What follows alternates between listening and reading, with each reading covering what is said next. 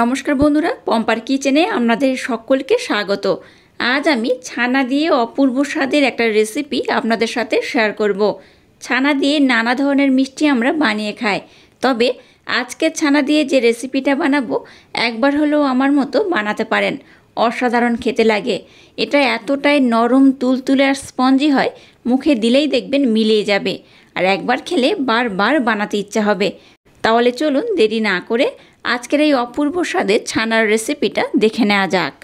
আজকের অপূর্ব স্বাদের ছানার যে কেকটা বানাবো তার জন্য দেখুন এখানে নিয়েছি 200 গ্রাম ছানা। তো আপনারা চাইলে কিন্তু একটু কম বেশি করে নিতে পারেন।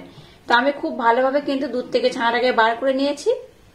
এবার ছানাটাকে একটু আমি হাত দিয়ে প্রথমে মেখে নেব। আপনারা চাইলে ছানার পরিমাণটা একটু কম বেশি করে নিতে পারেন। ছানাটাকে দেখুন আমি খুব সুন্দর করে মেখে নিয়েছি।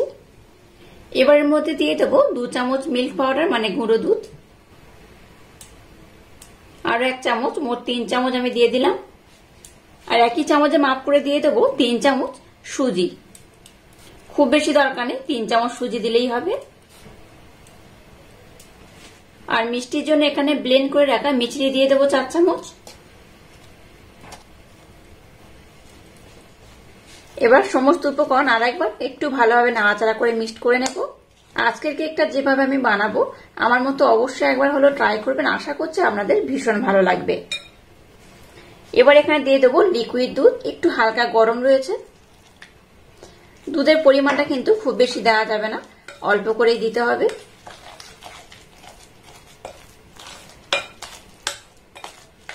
এই কেকের ব্যাটারটা কিন্তু খুব একটা পাতলা হবে না, আবার খুব ঘন হবে না।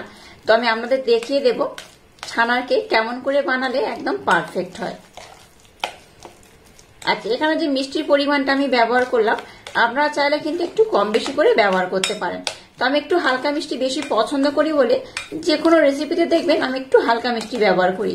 তো আপনারা যারা একটু বেশি মিষ্টি খেতে পছন্দ করেন মিষ্টির পরিমাণটা কিন্তু অবশ্যই একটু বেশি দেবেন।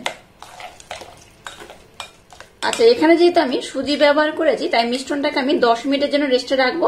খুব বেশি রাখার দরকার নেই। 10 মিনিট পরে দেখবেন মিশ্রণটা কিন্তু আগে থেকে আর একটু ঘন হয়ে যাবে। এখানে তাহলে আমি আর একটু দুধ ব্যবহার করব, খুব বেশি নয়, অল্প করে দিলেই হবে। সুজিটা কিন্তু দুধটাকে অ্যাবজর্ব করে নেবে আর অনেকটা কিন্তু ফুলে যাবে। এবার আমি মিশ্রণটাকে 10 মিনিটের জন্য রেস্টে রেখে দেবো। 10 মিনিট পর আমি আবার ফিরে আসছি। 10 মিনিট পর আমি আবার ফিরে এলাম। 10 মিনিট পর আমি আপনাদের দেখাচ্ছি, দেখুন ঘনত্বটা কেমন হয়েছে। ঘনত্বটা দেখুন আগে থেকে কিন্তু বেশ ঘন হয়ে গেছে। এবার আমি দেখুন এরকম ছোট চামচে 4 ভাগের 1 ভাগ দিয়ে দেবো বেকিং পাউডার, আর বেকিং সোডা দিয়ে দেবো একদম সামান্য পরিমাণে। সামান্য একটু দুধ আবার আমি অ্যাড করব।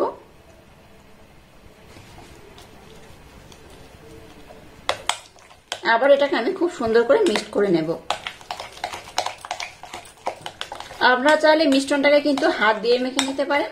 তো আমি একটা চামচের মাধ্যমে এইভাবে খুব সুন্দর করে মেখে নিলাম। আর ঘনত্বটা দেখুন কেমন হয়েছে। এই দেখুন ঘনত্বটা কিন্তু এইরকমই হবে, খুব যেমন ঘন নয় ঠিক তেমনই কিন্তু খুব পাতলাও নয়। তো মিডিয়াম, তুলনামূলক একটু ঘন করে এটাকে বানাতে হবে। তো আজকে ছানার যে কেকটা বানাবো তার জন্য দেখুন মিশ্রণটা একদম রেডি হয়ে গেছে। এবার দেখুন এরকম একটা আমি পাত্র নিয়ে নিয়েছি, আর পাত্রের মধ্যে একটু তেলের প্রলেপ আমি লাগিয়ে দিয়েছি, আর একটা সাদা পিসটা কেটে দিয়েছি, তার উপরেও কিন্তু আমি একটু তেলের প্রলেপ লাগিয়ে দিয়েছি। এবার আমি এই মিশ্রণটাকে এর মধ্যে দিয়ে দেব। দেখুন মিশ্রণটাকে আমি খুব সুন্দর করে পাত্রের মধ্যে দিয়ে রেডি করে নিয়েছি। এবার দেখুন একটা কড়া বসিয়ে তার উপর একটা স্ট্যান্ড দিয়ে দিয়েছি। এবার এই পাত্রটাকে এর মধ্যে আমি বসিয়ে দেব। গ্যাসের ফ্লেমটাকে প্রথমে 5 মিনিটের জন্য হাই দেব, তারপর লো করে ঢাকা দিয়ে এটাকে আমি খুব সুন্দর করে হতে দেব। দেখুন ছানার যে ভাপা কেকটা বানিয়েছি কত সুন্দর হয়েছে, এই দেখুন। আর ধারটা দেখুন অনেকটা কিন্তু ছেড়ে গেছে। এবার আমি গ্যাসটাকে বন্ধ করে দেব। আর কত কম দিয়েছিলাম, কতটা ফুলে গেছে দেখুন। একটা টুথপিক দিয়ে আমি দেখিয়ে দিচ্ছি হয়ে গেছে কিনা। এই মিডিল পোর্শনে দিয়ে দিলাম, দেখুন।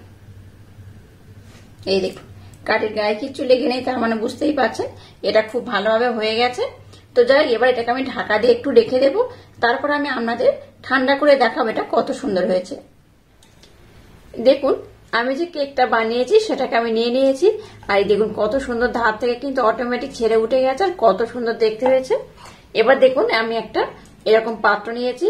আপনাদের যদি মনে হয় ধার থেকে উঠবে না, তাহলে কিন্তু এটা ছুরির মাধ্যমে একটু ডিমোল্ড করতে পারে। তো এবার এটাকে আমি এইভাবে প্লেটের মধ্যে নিয়ে নেব। একটু ট্যাপ করবেন, দেখবেন অটোমেটিক ছেড়ে উঠে আসবে।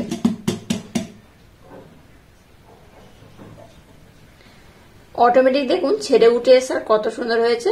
আর উপরে যে কাগজটা দিয়েছিলাম সেটাকে এবার আমি উঠিয়ে নেব। এই দেখুন, দেখলেন তো ছানার এই ভাপা কেকটা কত সুন্দর হয়েছে। আর পিছনের পোর্শনটা দেখুন খুব সুন্দরভাবে হয়ে গেছে, আর সামনটাও দেখুন খুব সুন্দরভাবে হয়েছে। আর কত সুন্দর দেখতে হয়েছে দেখুন। এটা যেমন সুন্দর দেখতে, এটা তেমন সুন্দর খেতে। এটা যেমন নরম হয় তেমন তুলতুলে আর তেমন স্পঞ্জি হয়। তো এটা কেটে আমি আপনাদের দেখাচ্ছি এটা কত সুন্দর হয়েছে। এবার এটাকে এইভাবে আমি কেটে নেব। এটা কিন্তু ভীষণ মজাদার খেতে হয়, আর একবার খেলে দেখবেন আপনাদের বারবার খেতে ইচ্ছা করবে।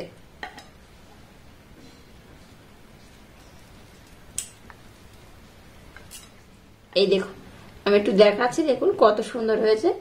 এই দেখুন কতটা নরম, কতটা তুলতুলে আর কতটা স্পঞ্জি হয়েছে। মুখে দিলেই দেখবেন মিলিয়ে যাবে। আর এইভাবে যদি বাড়িতে বানিয়ে খান, কোনোদিন দেখবেন দোকান থেকে আর কেক কিনে খাওয়ার ইচ্ছাই হবে না।